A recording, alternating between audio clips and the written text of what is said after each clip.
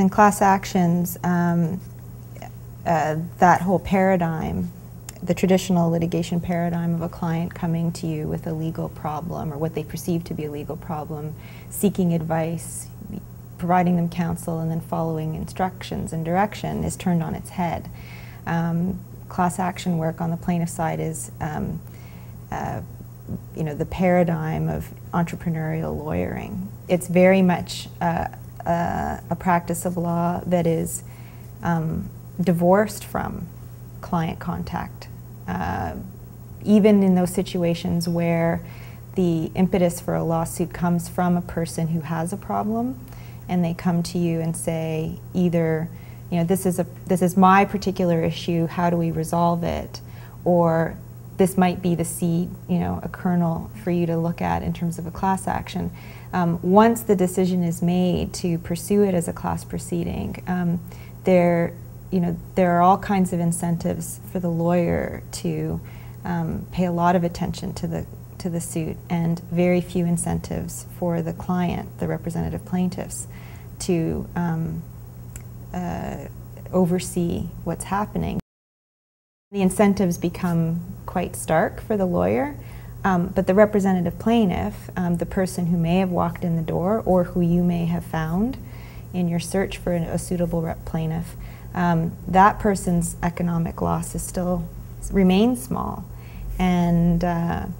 so there just isn't, usually anyway, in my experience, there isn't a lot of interest on the part of the client to monitor what's happening on any kind of a regular basis. There isn't as defined, I think, a code of conduct in this area of practice as there is in others, and that's why there are those who are saying there need to be fashion-specific rules of ethical conduct or code of professional conduct in this kind of entrepreneurial type practice. One of the things that you have to draw on is how you can explain and interpret the law to your client in a way that they understand. That you have to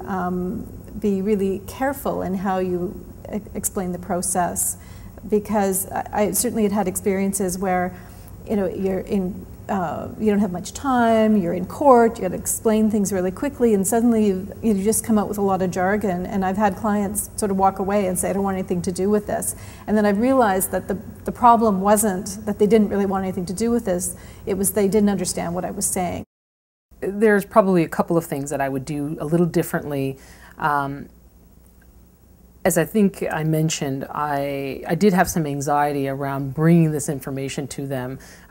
because I didn't want to somehow, undermine the leadership role that they had given me, and I didn't want to sort of compromise future work and a future relationship with them. I think I would think about it and, in my own mind, approach it differently if I were to do it again, and recognize that part of being an effective advocate is to be able to say what your position is, defend it, and take the criticism and the questions as fast and furious as they might come, because that's what happens in court. And if you can sort of withstand that when a client is doing it, you'll be able to withstand it in any venue.